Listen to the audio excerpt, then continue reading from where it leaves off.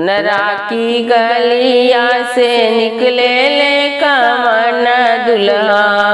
सोनरा की गलिया से निकले ले कवन दुल्हा। कर लगले सिकड़ी के मोल हे हरि वाले बनने। कर लगले सिकड़ी के मोल हे हरि वाले बनने। सिकड़ी के मोल दुल्हा तो हसे न होई है हो। सिकड़ी के मोल दुल्हा तो हसे न होई है हो। आ जइहा पापा जी के साथ हे हरि वाले बनने। आ जइहा पापा जी के साथ हे हरि वाले बनने। मलिया के गलिया से निकले ले कवन दुल्हा। मलिया के गलिया से निकले ले कवन दुल्हा। कर लगले से हरा के मोल हे हरि वाले बनने। कर लगले से हरा के मोल हे हरि वाले बनने।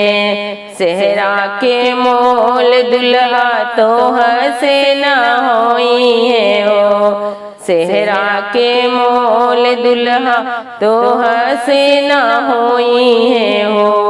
आ जइहा चाचा जी के साथ हे हरि वाले बनने। आ जइहा चाचा जी के साथ हे हरि वाले बनने। बजजवा के गलिया से निकले ले कवन दुल्हा। बजजवा के गलिया से निकले ले कवन दुल्हा। कर लगले सूटवा के मोल हे हरि वाले बनने। कर लगले सूटवा के मोल हे हरि वाले बनने। सूटवा के मोल दुल्हा तो हसे न होई है हो। सूटवा के मोल दुल्हा तो हसे न होई है हो। आ जइहा भैया जी के साथ हे हरि वाले बनने। आ जइहा भैया जी के साथ हे हरि वाले बनने।